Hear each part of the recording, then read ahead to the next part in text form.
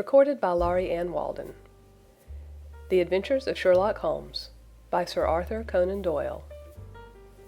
Adventure number 12. The Adventure of the Copper Beeches. "To the man who loves art for its own sake," remarked Sherlock Holmes, tossing aside the advertisement sheet of the Daily Telegraph, "it is frequently in its least important and lowliest manifestations that the keenest pleasure is to be derived. It is pleasant to me to observe, Watson, that you have so far grasped this truth that in these little records of our cases, which you have been good enough to draw up and, I am bound to say, occasionally to embellish, you have given prominence not so much to the many causes célèbres and sensational trials in which I have figured, but rather to those incidents which may have been trivial in themselves, but which have given room for those faculties of deduction and of logical synthesis which I have made my special province." "And yet," said I, smiling, "I cannot quite hold myself absolved from the charge of sensationalism which has been urged against my records." "You have erred, perhaps," he observed, taking up a glowing cinder with the tongs, and lighting with it the long cherry-wood pipe which was wont to replace his clay when he was in a disputatious rather than a meditative mood. "You have erred, perhaps, in attempting to put color and life into each of your statements, instead of confining yourself to the task of placing upon record that severe reasoning from cause to effect which is really the only notable feature about the thing." "It seems to me that I have done you full justice in the matter," I remarked with some coldness, for I was repelled by the egotism which I had more than once observed to be a strong factor in my friend's singular character. "No, it is not selfishness or conceit," said he, answering, as was his wont, my thoughts rather than my words. "If I claim full justice for my art, it is because it is an impersonal thing, a thing beyond myself. Crime is common. Logic is rare. Therefore it is upon the logic rather than upon the crime that you should dwell. You have degraded what should have been a course of lectures into a series of tales." It was a cold morning of the early spring, and we sat after breakfast on either side of a cheery fire in the old room at Baker Street. A thick fog rolled down between the lines of dun-colored houses, and the opposing windows loomed like dark, shapeless blurs through the heavy yellow wreaths. Our gas was lit and shone on the white cloth and glimmer of china and metal, for the table had not been cleared yet. Sherlock Holmes had been silent all the morning, dipping continuously into the advertisement columns of a succession of papers, until at last, having apparently given up his search, he had emerged in no very sweet temper to lecture me upon my literary shortcomings. "At the same time," he remarked after a pause, during which he had sat puffing at his long pipe and gazing down into the fire, "you can hardly be open to a charge of sensationalism, for out of those cases which you have been so kind as to interest yourself in, a fair proportion do not treat of crime in its legal sense at all. The small matter in which I endeavored to help the King of Bohemia, the singular experience of Miss Mary Sutherland, the problem connected with the man with the twisted lip, and the incident of the noble bachelor, were all matters which are outside the pale of the law. But in avoiding the sensational, I fear that you may have bordered on the trivial." "The end may have been so," I answered, "but the methods I hold to have been novel and of interest." "Pshaw, my dear fellow, what do the public, the great unobservant public, who could hardly tell a weaver by his tooth, or a compositor by his left thumb, care about the finer shades of analysis and deduction? But, indeed, if you are trivial, I cannot blame you, for the days of the great cases are past. Man, or at least criminal man, has lost all enterprise and originality. As to my own little practice, it seems to be degenerating into an agency for recovering lost lead pencils and giving advice to young ladies from boarding schools. I think that I have touched bottom at last, however. This note I had this morning marks my 0 point, I fancy. Read it." He tossed a crumpled letter across to me. It was dated from Montague Place upon the preceding evening, and ran thus: "Dear Mr. Holmes, I am very anxious to consult you as to whether I should or should not accept a situation which has been offered to me as governess. I shall call at 10:30 tomorrow if I do not inconvenience you. Yours faithfully, Violet Hunter. Do you know the young lady? I asked. Not I. It is 10:30 now. Yes, and I have no doubt that is her ring. It may turn out to be of more interest than you think. You remember that the affair of the blue carbuncle, which appeared to be a mere whim at first, developed into a serious investigation. It may be so in this case also. Well, let us hope so. But our doubts will very soon be solved, for here, unless I am much mistaken, is the person in question. As he spoke, the door opened, and a young lady entered the room. She was plainly but neatly dressed, with a bright, quick face, freckled like a plover's egg, and with the brisk manner of a woman who has had her own way to make in the world. "You will excuse my troubling you, I am sure," said she, as my companion rose to greet her, "but I have had a very strange experience, and as I have no parents or relations of any sort from whom I could ask advice, I thought that perhaps you would be kind enough to tell me what I should do." "Pray take a seat, Miss Hunter. I shall be happy to do anything that I can to serve you." I could see that Holmes was favorably impressed by the manner and speech of his new client. He looked her over in his searching fashion, and then composed himself, with his lids drooping and his fingertips together, to listen to her story. "I have been a governess for 5 years," said she, "in the family of Colonel Spence Monroe. But 2 months ago the Colonel received an appointment at Halifax, in Nova Scotia, and took his children over to America with him, so that I found myself without a situation. I advertised, and I answered advertisements, but without success. At last the little money which I had saved began to run short, and I was at my wits' end as to what I should do. There is a well-known agency for governesses in the West End called Westaways, and there I used to call about once a week in order to see whether anything had turned up which might suit me.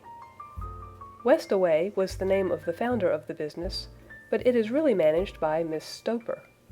She sits in her own little office, and the ladies who are seeking employment wait in an anteroom, and are then shown in one by one, when she consults her ledgers and sees whether she has anything which would suit them. Well, when I called last week, I was shown into the little office as usual, but I found that Miss Stoper was not alone. A prodigiously stout man with a very smiling face and a great heavy chin which rolled down in fold upon fold over his throat, sat at her elbow with a pair of glasses on his nose, looking very earnestly at the ladies who entered. As I came in, he gave quite a jump in his chair, and turned quickly to Miss Stoper. "That will do," said he. "I could not ask for anything better. Capital, capital!" He seemed quite enthusiastic, and rubbed his hands together in the most genial fashion. He was such a comfortable-looking man that it was quite a pleasure to look at him. "You are looking for a situation, miss?" he asked. "Yes, sir." "As governess?" "Yes, sir." "And what salary do you ask?" "I had £4 a month in my last place with Colonel Spence Monroe." "Oh, tut, tut! Sweating, rank sweating!" he cried, throwing his fat hands out into the air like a man who is in a boiling passion. "How could anyone offer so pitiful a sum to a lady with such attractions and accomplishments?" "My accomplishments, sir, may be less than you imagine," said I. "A little French, a little German, music, and drawing—" "Tut, tut!" he cried. "This is all quite beside the question. The point is, have you or have you not the bearing and deportment of a lady? There it is in a nutshell. If you have not, you are not fitted for the rearing of a child who may some day play a considerable part in the history of the country. But if you have, why, then, how could any gentleman ask you to condescend to accept anything under the 3 figures? Your salary with me, madam, would commence at £100 a year." You may imagine, Mr. Holmes, that to me, destitute as I was, such an offer seemed almost too good to be true. The gentleman, however, seeing perhaps the look of incredulity upon my face, opened a pocketbook, and took out a note. "It is also my custom," said he, smiling in the most pleasant fashion until his eyes were just two little shining slits amid the white creases of his face, "to advance to my young ladies half their salary beforehand, so that they may meet any little expenses of their journey and their wardrobe." It seemed to me that I had never met so fascinating and so thoughtful a man. As I was already in debt to my tradesmen, the advance was a great convenience, and yet there was something unnatural about the whole transaction which made me wish to know a little more before I quite committed myself. "May I ask where you live, sir?" said I. "Hampshire. Charming rural place. The Copper Beeches, 5 miles on the far side of Winchester. It is the most lovely country, my dear young lady, and the dearest old country house." "And my duties, sir? I should be glad to know what they would be." "One child, one dear little romper just 6 years old. Oh, if you could see him killing cockroaches with a slipper, smack, smack, smack, 3 gone before you could wink."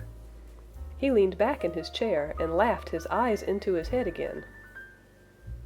I was a little startled at the nature of the child's amusement, but the father's laughter made me think that perhaps he was joking. "My sole duties, then," I asked, "are to take charge of a single child?" "No, no, not the sole, not the sole, my dear young lady," he cried. "Your duty would be, as I am sure your good sense would suggest, to obey any little commands my wife might give, provided always that they were such commands as a lady might with propriety obey. You see no difficulty, eh?" "I should be happy to make myself useful." "Quite so. And dress now, for example. We are fatty people, you know. Fatty but kind-hearted. If you were asked to wear any dress which we might give you, you would not object to our little whim, eh?" "No," said I, considerably astonished at his words. "Or to sit here, or sit there, that would not be offensive to you?" "Oh, no." "Or to cut your hair quite short before you come to us?" I could hardly believe my ears. As you may observe, Mr. Holmes, my hair is somewhat luxuriant, of a rather peculiar tint of chestnut. It has been considered artistic. I could not dream of sacrificing it in this offhand fashion. "I am afraid that that is quite impossible," said I. He had been watching me eagerly out of his small eyes, and I could see a shadow pass over his face as I spoke. "I am afraid that it is quite essential," said he. "It is a little fancy of my wife's, and ladies' fancies, you know, madam, ladies' fancies must be consulted. And so you won't cut your hair?" "No, sir, I really could not," I answered firmly. "Ah, very well. Then that quite settles the matter. It is a pity, because in other respects you would really have done very nicely. In that case, Miss Stoper, I had best inspect a few more of your young ladies." The manageress had sat all this while busy with her papers, without a word to either of us, but she glanced at me now with so much annoyance upon her face that I could not help suspecting that she had lost a handsome commission through my refusal. "Do you desire your name to be kept upon the books?" she asked. "If you please, Miss Stoper." "Well, really it seems rather useless, since you refuse the most excellent offers in this fashion," said she sharply. "You can hardly expect us to exert ourselves to find another such opening for you. Good day to you, Miss Hunter." She struck a gong upon the table, and I was shown out by the page. Well, Mr. Holmes, when I got back to my lodgings and found little enough in the cupboard, and 2 or 3 bills upon the table, I began to ask myself whether I had not done a very foolish thing. After all, if these people had strange fads and expected obedience on the most extraordinary matters, they were at least ready to pay for their eccentricity. Very few governesses in England are getting £100 a year. Besides, what use was my hair to me? Many people are improved by wearing it short, and perhaps I should be among the number. Next day I was inclined to think that I had made a mistake, and by the day after I was sure of it. I had almost overcome my pride so far as to go back to the agency and inquire whether the place was still open, when I received this letter from the gentleman himself. I have it here, and I will read it to you. The Copper Beeches, near Winchester. Dear Miss Hunter, Miss Stoper has very kindly given me your address, and I write from here to ask you whether you have reconsidered your decision. My wife is very anxious that you should come, for she has been much attracted by my description of you. We are willing to give £30 a quarter, or £120 a year, so as to recompense you for any little inconvenience which our fads may cause you. They are not very exacting, after all. My wife is fond of a particular shade of electric blue, and would like you to wear such a dress indoors in the morning. You need not, however, go to the expense of purchasing one, as we have one belonging to my dear daughter Alice, now in Philadelphia, which would, I should think, fit you very well. Then, as to sitting here or there, or amusing yourself in any manner indicated, that need cause you no inconvenience. As regards your hair, it is no doubt a pity, especially as I could not help remarking its beauty during our short interview. But I am afraid that I must remain firm upon this point, and I only hope that the increased salary may recompense you for the loss. Your duties, as far as the child is concerned, are very light.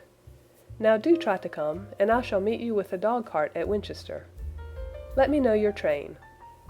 Yours faithfully, Jethro Rucastle. That is the letter which I have just received, Mr. Holmes, and my mind is made up that I will accept it. I thought, however, that before taking the final step, I should like to submit the whole matter to your consideration. Well, Miss Hunter, if your mind is made up, that settles the question, said Holmes, smiling. But you would not advise me to refuse. I confess that it is not the situation which I should like to see a sister of mine apply for. What is the meaning of it all, Mr. Holmes? Ah, I have no data. I cannot tell. Perhaps you have yourself formed some opinion? Well, there seems to me to be only one possible solution. Mr. Rucastle seemed to be a very kind, good-natured man. Is it not possible that his wife is a lunatic, and that he desires to keep the matter quiet for fear she should be taken to an asylum, and that he humors her fancies in every way in order to prevent an outbreak? That is a possible solution. In fact, as matters stand, it is the most probable one. But in any case, it does not seem to be a nice household for a young lady. But the money, Mr. Holmes, the money! Well, yes, of course, the pay is good, too good. That is what makes me uneasy. Why should they give you £120 a year when they could have their pick for £40? There must be some strong reason behind. I thought that if I told you the circumstances, you would understand afterwards if I wanted your help. I should feel so much stronger if I felt that you were at the back of me. Oh, you may carry that feeling away with you. I assure you that your little problem promises to be the most interesting which has come my way for some months. There is something distinctly novel about some of the features. If you should find yourself in doubt or in danger— Danger? What danger do you foresee? Holmes shook his head gravely. It would cease to be a danger if we could define it, said he. But at any time, day or night, a telegram would bring me down to your help. That is enough. She rose briskly from her chair with the anxiety all swept from her face. I shall go down to Hampshire quite easy in my mind now. I shall write to Mr. Rucastle at once, sacrifice my poor hair tonight, and start for Winchester tomorrow. With a few grateful words to Holmes, she bade us both good night and bustled off upon her way. At least, said I as we heard her quick, firm steps descending the stairs, she seems to be a young lady who is very well able to take care of herself. And she would need to be, said Holmes gravely. I am much mistaken if we do not hear from her before many days are past. It was not very long before my friend's prediction was fulfilled. A fortnight went by, during which I frequently found my thoughts turning in her direction, and wondering what strange side alley of human experience this lonely woman had strayed into. The unusual salary, the curious conditions, the light duties, all pointed to something abnormal, though whether a fad or a plot, or whether the man were a philanthropist or a villain, it was quite beyond my powers to determine. As to Holmes, I observed that he sat frequently for half an hour on end, with knitted brows and an abstracted air, but he swept the matter away with a wave of his hand when I mentioned it. "Data, data, data!" he cried impatiently. "I can't make bricks without clay." And yet he would always wind up by muttering that no sister of his should ever have accepted such a situation. The telegram which we eventually received came late one night, just as I was thinking of turning in, and Holmes was settling down to one of those all-night chemical researches which he frequently indulged in, when I would leave him stooping over a retort and a test tube at night, and find him in the same position when I came down to breakfast in the morning. He opened the yellow envelope, and then, glancing at the message, threw it across to me. "Just look up the trains in Bradshaw," said he, and turned back to his chemical studies. The summons was a brief and urgent one. "Please be at the Black Swan Hotel at Winchester at midday tomorrow," it said. "Do come. I am at my wits' end. Hunter." "Will you come with me?" asked Holmes, glancing up. "I should wish to." "Just look it up, then." "There is a train at 9:30, said I, glancing over my Bradshaw. "It is due at Winchester at 11:30. "That will do very nicely. Then perhaps I had better postpone my analysis of the acetones, as we may need to be at our best in the morning." By 11 o'clock the next day we were well upon our way to the old English capital. Holmes had been buried in the morning papers all the way down, but after we had passed the Hampshire border he threw them down and began to admire the scenery. It was an ideal spring day, a light blue sky, flecked with little fleecy white clouds drifting across from west to east. The sun was shining very brightly, and yet there was an exhilarating nip in the air which set an edge to a man's energy. All over the countryside, away to the rolling hills around Aldershot, the little red and gray roofs of the farmsteadings peeped out from amid the light green of the new foliage. "Are they not fresh and beautiful?" I cried with all the enthusiasm of a man fresh from the fogs of Baker Street. But Holmes shook his head gravely. "Do you know, Watson," said he, "that it is one of the curses of a mind with a turn like mine, that I must look at everything with reference to my own special subject. You look at these scattered houses, and you are impressed by their beauty. I look at them, and the only thought which comes to me is a feeling of their isolation, and of the impunity with which crime may be committed there." "Good heavens!" I cried. "Who would associate crime with these dear old homesteads?" "They always fill me with a certain horror. It is my belief, Watson, founded upon my experience, that the lowest and vilest alleys in London do not present a more dreadful record of sin than does the smiling and beautiful countryside." "You horrify me." "But the reason is very obvious. The pressure of public opinion can do in the town what the law cannot accomplish. There is no lane so vile that the scream of a tortured child, or the thud of a drunkard's blow, does not beget sympathy and indignation among the neighbors, and then the whole machinery of justice is ever so close that a word of complaint can set it going, and there is but a step between the crime and the dock. But look at these lonely houses, each in its own fields, filled for the most part with poor ignorant folk who know little of the law. Think of the deeds of hellish cruelty, the hidden wickedness which may go on year in, year out in such places, and none the wiser. Had this lady who appeals to us for help gone to live in Winchester, I should never have had a fear for her. It is the 5 miles of country which makes the danger. Still, it is clear that she is not personally threatened. No, if she can come to Winchester to meet us, she can get away. Quite so, she has her freedom.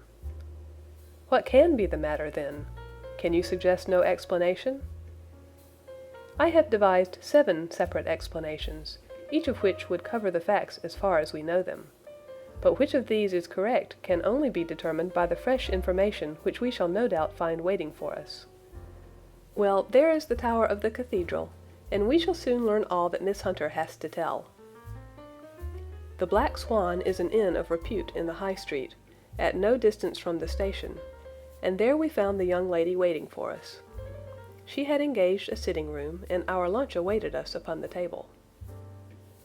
"I am so delighted that you have come," she said earnestly. "It is so very kind of you both, but indeed I do not know what I should do. Your advice will be altogether invaluable to me. Pray tell us what has happened to you." "I will do so, and I must be quick, for I have promised Mr. Rucastle to be back before 3. I got his leave to come into town this morning, though he little knew for what purpose." "Let us have everything in its due order."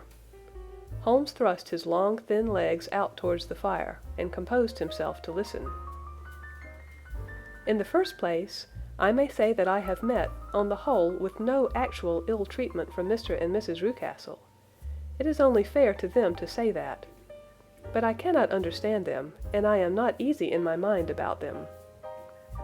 "What can you not understand?" "Their reasons for their conduct. But you shall have it all just as it occurred. When I came down, Mr. Rucastle met me here, and drove me in his dog-cart to the Copper Beeches. It is, as he said, beautifully situated, but it is not beautiful in itself, for it is a large square block of a house, whitewashed, but all stained and streaked with damp and bad weather. There are grounds round it, woods on 3 sides, and on the 4th a field which slopes down to the Southampton highroad, which curves past about 100 yards from the front door. This ground in front belongs to the house, but the woods all round are part of Lord Southerton's preserves. A clump of copper beeches immediately in front of the hall door has given its name to the place. I was driven over by my employer, who was as amiable as ever, and was introduced by him that evening to his wife and the child. There was no truth, Mr. Holmes, in the conjecture which seemed to us to be probable in your rooms at Baker Street. Mrs. Rucastle is not mad. I found her to be a silent, pale-faced woman, much younger than her husband, and not more than 30, I should think, while he can hardly be less than 45. From their conversation I have gathered that they have been married about 7 years, that he was a widower, and that his only child by the first wife was the daughter who has gone to Philadelphia. Mr. Rucastle told me in private that the reason why she had left them was that she had an unreasoning aversion to her stepmother. As the daughter could not have been less than 20, I can quite imagine that her position must have been uncomfortable with her father's young wife. Mrs. Rucastle seemed to me to be colorless in mind as well as in feature. She impressed me neither favorably nor the reverse. She was a nonentity.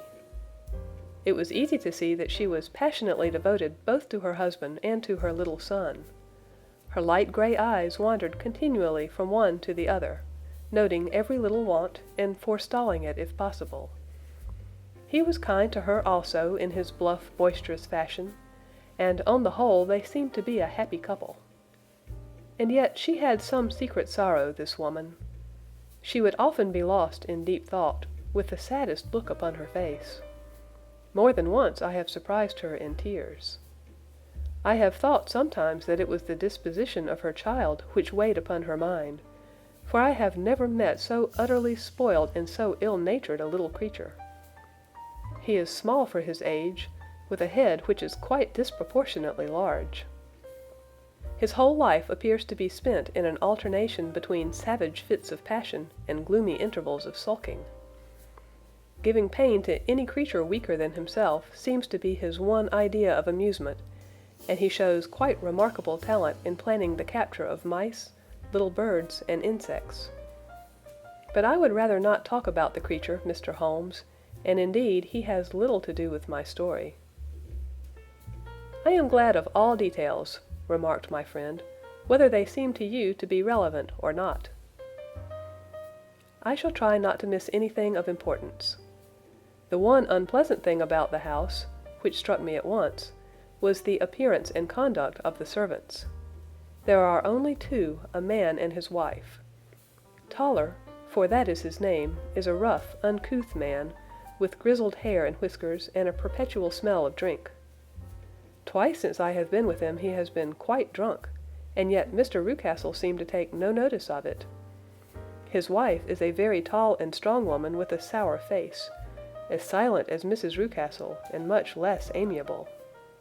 They are a most unpleasant couple, but fortunately I spend most of my time in the nursery and my own room, which are next to each other in one corner of the building. For 2 days after my arrival at the Copper Beeches, my life was very quiet. On the third, Mrs. Rucastle came down just after breakfast, and whispered something to her husband. "Oh, yes," said he, turning to me. "We are very much obliged to you, Miss Hunter, for falling in with our whims so far as to cut your hair. I assure you that it has not detracted in the tiniest iota from your appearance. We shall now see how the electric blue dress will become you. You will find it laid out upon the bed in your room, and if you will be so good as to put it on, we should both be extremely obliged."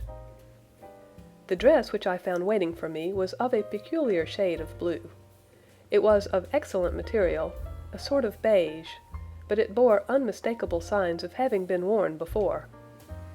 It could not have been a better fit if I had been measured for it.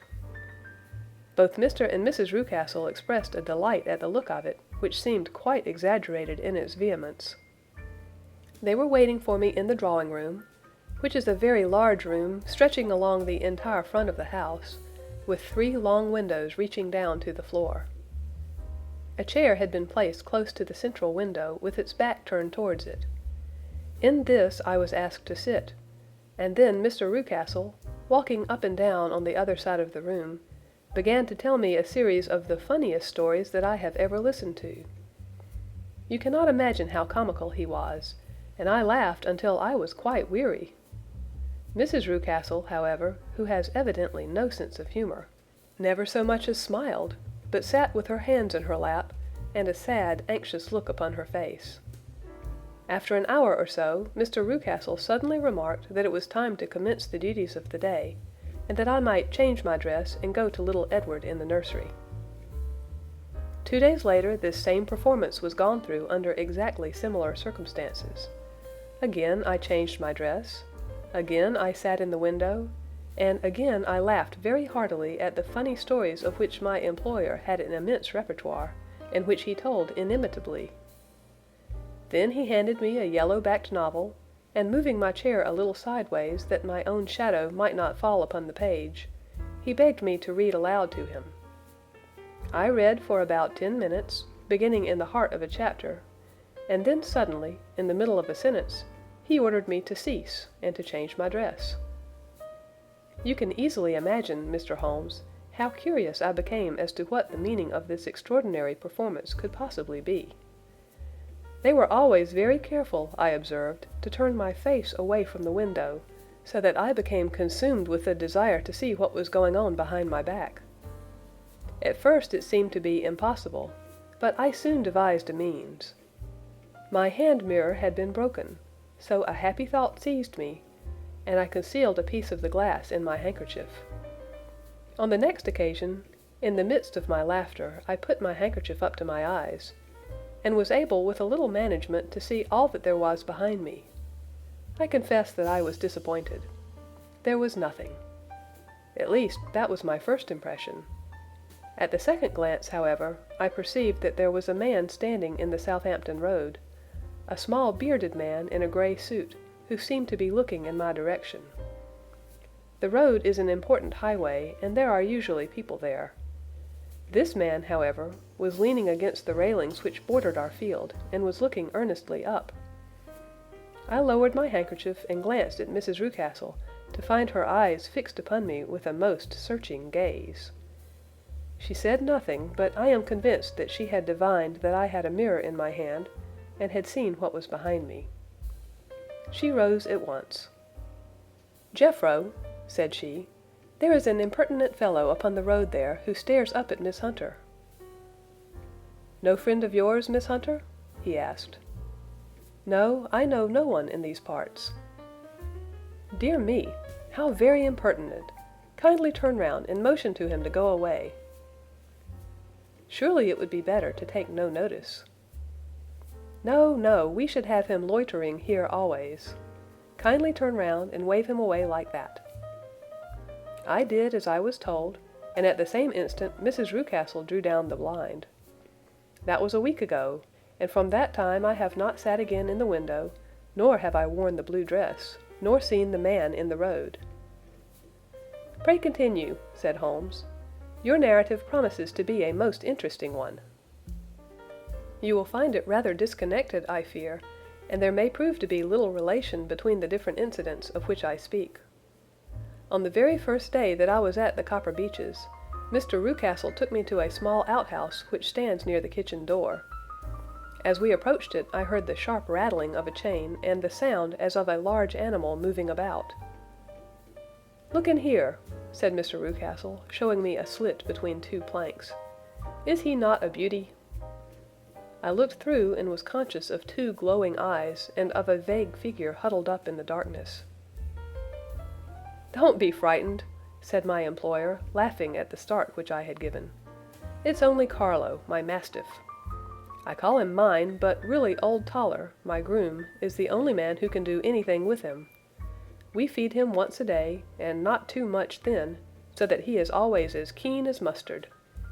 Toller lets him loose every night, and God help the trespasser whom he lays his fangs upon. For goodness' sake, don't you ever on any pretext set your foot over the threshold at night, for it's as much as your life is worth." The warning was no idle one, for 2 nights later I happened to look out of my bedroom window about 2 o'clock in the morning. It was a beautiful moonlight night, and the lawn in front of the house was silvered over and almost as bright as day. I was standing, wrapped in the peaceful beauty of the scene, when I was aware that something was moving under the shadow of the Copper Beeches. As it emerged into the moonshine, I saw what it was. It was a giant dog, as large as a calf, tawny tinted, with hanging jowl, black muzzle, and huge projecting bones. It walked slowly across the lawn and vanished into the shadow upon the other side. That dreadful sentinel sent a chill to my heart which I do not think that any burglar could have done. And now I have a very strange experience to tell you. I had, as you know, cut off my hair in London, and I had placed it in a great coil at the bottom of my trunk.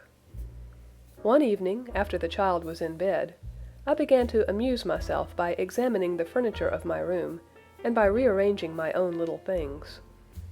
There was an old chest of drawers in the room, the 2 upper ones empty and open, the lower one locked. I had filled the first 2 with my linen, and as I had still much to pack away, I was naturally annoyed at not having the use of the 3rd drawer. It struck me that it might have been fastened by a mere oversight, so I took out my bunch of keys and tried to open it. The very first key fitted to perfection, and I drew the drawer open. There was only one thing in it, but I am sure that you would never guess what it was. It was my coil of hair. I took it up and examined it. It was of the same peculiar tint and the same thickness. But then the impossibility of the thing obtruded itself upon me. How could my hair have been locked in the drawer? With trembling hands I undid my trunk, turned out the contents, and drew from the bottom my own hair. I laid the 2 tresses together, and I assure you that they were identical. Was it not extraordinary? Puzzle as I would, I could make nothing at all of what it meant. I returned the strange hair to the drawer, and I said nothing of the matter to the Rucastles, as I felt that I had put myself in the wrong by opening a drawer which they had locked. I am naturally observant, as you may have remarked, Mr. Holmes, and I soon had a pretty good plan of the whole house in my head. There was one wing, however, which appeared not to be inhabited at all. A door which faced that which led into the quarters of the Tollers opened into this suite, but it was invariably locked. One day, however, as I ascended the stair, I met Mr. Rucastle coming out through this door, his keys in his hand, and a look on his face which made him a very different person to the round, jovial man to whom I was accustomed. His cheeks were red, his brow was all crinkled with anger, and the veins stood out at his temples with passion. He locked the door and hurried past me without a word or a look. This aroused my curiosity, so when I went out for a walk in the grounds with my charge, I strolled round to the side from which I could see the windows of this part of the house. There were 4 of them in a row, 3 of which were simply dirty, while the 4th was shuttered up. They were evidently all deserted. As I strolled up and down, glancing at them occasionally, Mr. Rucastle came out to me, looking as merry and jovial as ever. "Ah," said he, "you must not think me rude if I passed you without a word, my dear young lady. I was preoccupied with business matters." I assured him that I was not offended. "By the way," said I, "you seem to have quite a suite of spare rooms up there, and one of them has the shutters up." He looked surprised and, as it seemed to me, a little startled at my remark. "Photography is one of my hobbies," said he. "I have made my dark room up there. But, dear me, what an observant young lady we have come upon. Who would have believed it? Who would have ever believed it?" He spoke in a jesting tone, but there was no jest in his eyes as he looked at me. I read suspicion there, and annoyance, but no jest. "Well, Mr. Holmes, from the moment that I understood that there was something about that suite of rooms which I was not to know, I was all on fire to go over them. It was not mere curiosity, though I have my share of that. It was more a feeling of duty, a feeling that some good might come from my penetrating to this place. They talk of woman's instinct. Perhaps it was woman's instinct which gave me that feeling. At any rate, it was there, and I was keenly on the lookout for any chance to pass the forbidden door. It was only yesterday that the chance came. I may tell you that, besides Mr. Rucastle, both Toller and his wife find something to do in these deserted rooms, and I once saw him carrying a large black linen bag with him through the door. Recently he has been drinking hard, and yesterday evening he was very drunk, and when I came upstairs there was the key in the door. I had no doubt at all that he had left it there. Mr. and Mrs. Rucastle were both downstairs, and the child was with them, so that I had an admirable opportunity. I turned the key gently in the lock, opened the door, and slipped through. There was a little passage in front of me, unpapered and uncarpeted, which turned at a right angle at the farther end. Round this corner were 3 doors in a line, the first and third of which were open. They each led into an empty room, dusty and cheerless, with 2 windows in the one and one in the other, so thick with dirt that the evening light glimmered dimly through them. The center door was closed, and across the outside of it had been fastened one of the broad bars of an iron bed, padlocked at one end to a ring in the wall and fastened at the other with stout cord. The door itself was locked as well, and the key was not there. This barricaded door corresponded clearly with the shuttered window outside, and yet I could see by the glimmer from beneath it that the room was not in darkness. Evidently there was a skylight which let in light from above. As I stood in the passage gazing at the sinister door and wondering what secret it might veil, I suddenly heard the sound of steps within the room and saw a shadow pass backward and forward against the little slit of dim light which shone out from under the door. A mad, unreasoning terror rose up in me at the sight, Mr. Holmes. My overstrung nerves failed me suddenly, and I turned and ran as though some dreadful hand were behind me clutching at the skirt of my dress. I rushed down the passage, through the door, and straight into the arms of Mr. Rucastle, who was waiting outside. "So," said he, smiling, "it was you then. I thought that it must be when I saw the door open." "Oh, I am so frightened!" I panted. "My dear young lady!" You cannot think how caressing and soothing his manner was. "And what has frightened you, my dear young lady?" But his voice was just a little too coaxing. He overdid it. I was keenly on my guard against him. "I was foolish enough to go into the empty wing," I answered, "but it is so lonely and eerie in this dim light that I was frightened and ran out again. Oh, it is so dreadfully still in there." "Only that?"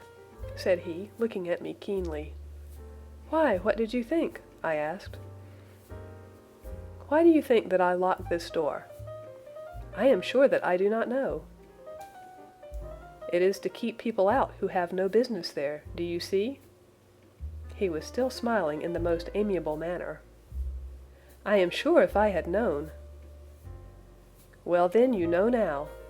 And if you ever put your foot over that threshold again—" Here in an instant the smile hardened into a grin of rage, and he glared down at me with the face of a demon. "I'll throw you to the mastiff." I was so terrified that I do not know what I did. I suppose that I must have rushed past him into my room. I remember nothing until I found myself lying on my bed, trembling all over. Then I thought of you, Mr. Holmes. I could not live there longer without some advice. I was frightened of the house, of the man, of the woman, of the servants, even of the child. They were all horrible to me. If I could only bring you down, all would be well. Of course I might have fled from the house, but my curiosity was almost as strong as my fears. My mind was soon made up. I would send you a wire. I put on my hat and cloak, went down to the office, which is about half a mile from the house, and then returned feeling very much easier. A horrible doubt came into my mind as I approached the door lest the dog might be loose, but I remembered that Toller had drunk himself into a state of insensibility that evening, and I knew that he was the only one in the household who had any influence with the savage creature, or who would venture to set him free. I slipped in safety, and lay awake half the night in my joy at the thought of seeing you. I had no difficulty in getting leave to come into Winchester this morning, but I must be back before 3 o'clock, for Mr. and Mrs. Rucastle are going on a visit and will be away all the evening, so that I must look after the child. Now I have told you all my adventures, Mr. Holmes, and I should be very glad if you could tell me what it all means, and above all, what I should do." Holmes and I had listened spellbound to this extraordinary story. My friend rose now and paced up and down the room, his hands in his pockets, and an expression of the most profound gravity upon his face. "Is Toller still drunk?" he asked. "Yes, I heard his wife tell Mrs. Rucastle that she could do nothing with him." "That is well. And the Rucastles go out tonight?" "Yes." "Is there a cellar with a good strong lock?" "Yes, the wine cellar." "You seem to me to have acted all through this matter like a very brave and sensible girl, Miss Hunter. Do you think that you could perform one more feat? I should not ask it of you if I did not think you quite an exceptional woman." "I will try. What is it?" "We shall be at the Copper Beeches by 7 o'clock, my friend and I. The Rucastles will be gone by that time, and Toller will, we hope, be incapable. There only remains Mrs. Toller, who might give the alarm. If you could send her into the cellar on some errand, and then turn the key upon her, you would facilitate matters immensely." "I will do it." "Excellent. We shall then look thoroughly into the affair. Of course, there is only one feasible explanation. You have been brought there to personate someone, and the real person is imprisoned in this chamber. That is obvious. As to who this prisoner is, I have no doubt that it is the daughter, Miss Alice Rucastle, if I remember right, who is said to have gone to America. You were chosen, doubtless, as resembling her in height, figure, and the color of her hair. Hers had been cut off, very possibly in some illness through which she has passed, and so, of course, yours had to be sacrificed also. By a curious chance you came upon her tresses. The man in the road was undoubtedly some friend of hers, possibly her fiancé, and no doubt, as you wore the girl's dress and were so like her, he was convinced from your laughter, whenever he saw you, and afterwards from your gesture, that Miss Rucastle was perfectly happy, and that she no longer desired his attentions. The dog is let loose at night to prevent him from endeavoring to communicate with her. So much is fairly clear. The most serious point in the case is the disposition of the child." "What on earth has that to do with it?" I ejaculated. "My dear Watson, you as a medical man are continually gaining light as to the tendencies of a child by the study of the parents. Don't you see that the converse is equally valid? I have frequently gained my first real insight into the character of parents by studying their children. This child's disposition is abnormally cruel, merely for cruelty's sake, and whether he derives this from his smiling father, as I should suspect, or from his mother, It bodes evil for the poor girl who is in their power." "I am sure that you are right, Mr. Holmes," cried our client. "A thousand things come back to me which make me certain that you have hit it. Oh, let us lose not an instant in bringing help to this poor creature." "We must be circumspect, for we are dealing with a very cunning man. We can do nothing until 7 o'clock. At that hour we shall be with you, and it will not be long before we solve the mystery." We were as good as our word, for it was just 7 when we reached the Copper Beeches, having put up our trap at a wayside public house. The group of trees, with their dark leaves shining like burnished metal in the light of the setting sun, were sufficient to mark the house, even had Miss Hunter not been standing smiling on the doorstep. "Have you managed it?" asked Holmes. A loud thudding noise came from somewhere downstairs. "That is Mrs. Toller in the cellar," said she. "Her husband lies snoring on the kitchen rug. Here are his keys, which are the duplicates of Mr. Rucastle's." "You have done well indeed," cried Holmes with enthusiasm.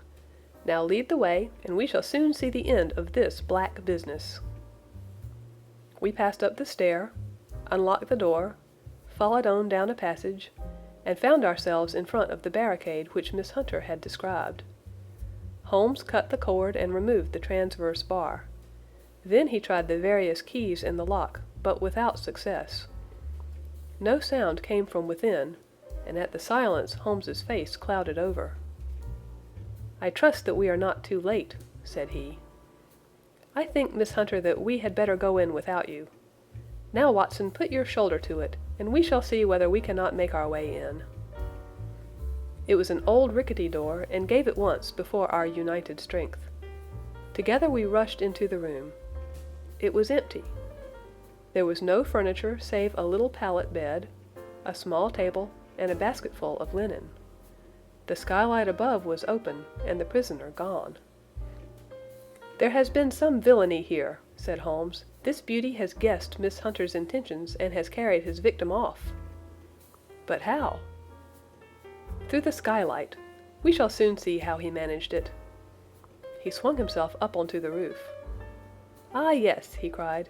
"Here's the end of a long, light ladder against the eaves. That is how he did it." "But it is impossible," said Miss Hunter. "The ladder was not there when the Rucastles went away." "He has come back and done it. I tell you that he is a clever and dangerous man.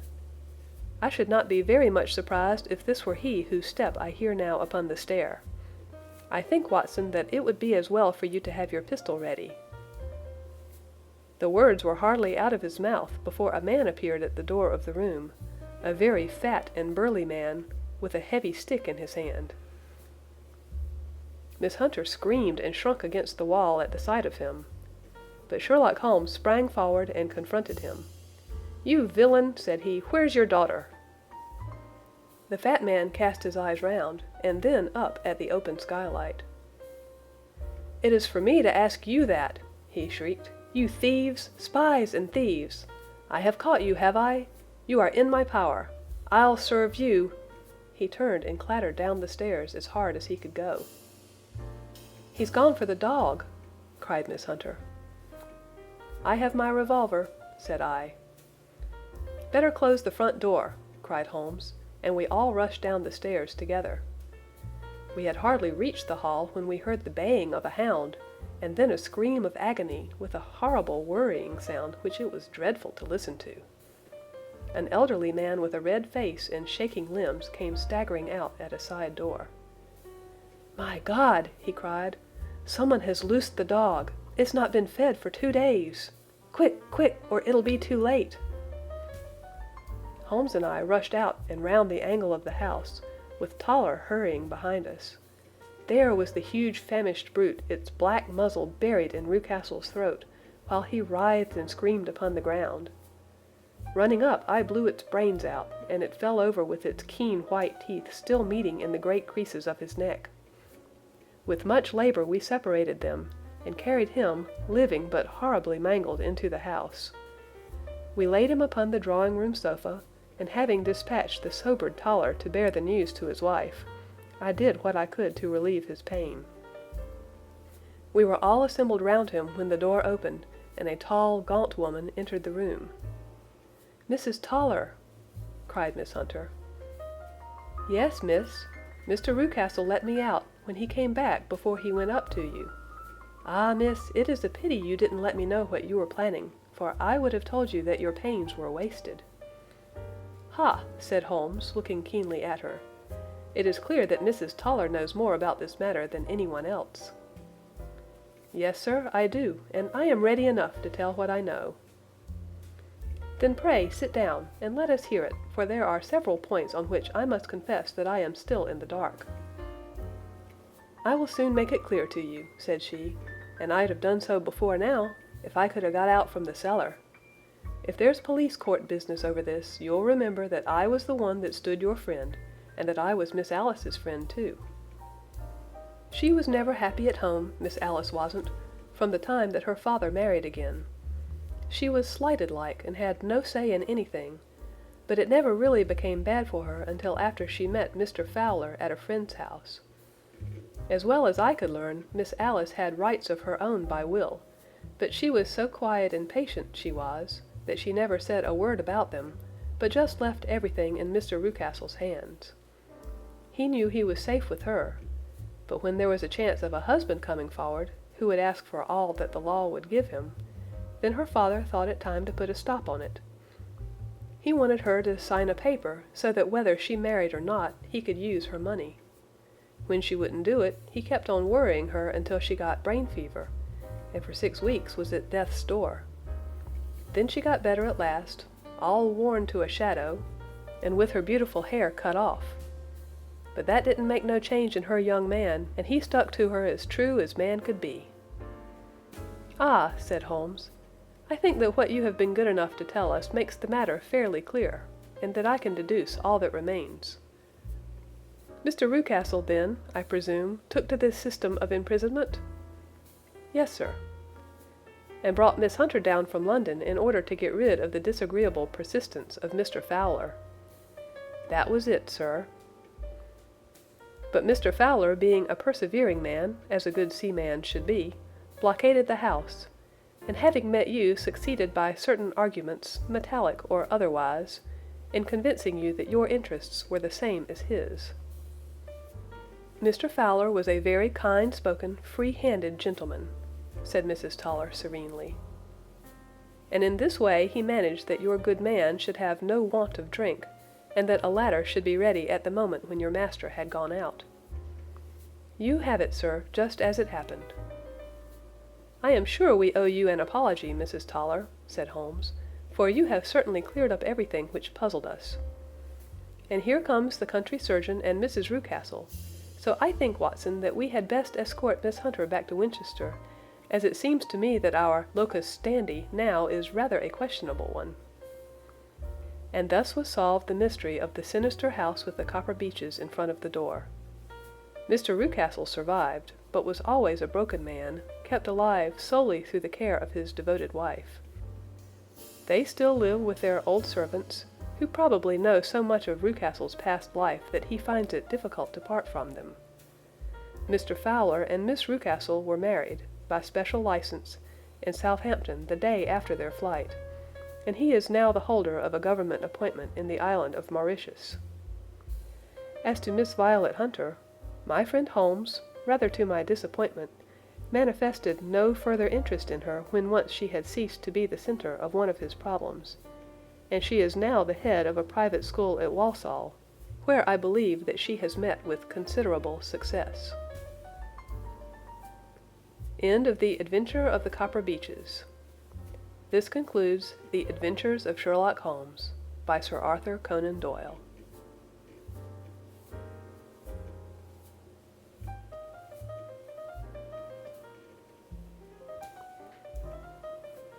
Thank you for listening to this chapter. If you'd like to keep following this story or discover more fascinating tales, be sure to subscribe to our channel and enable notifications. We look forward to sharing the next exciting chapter with you. Until next time.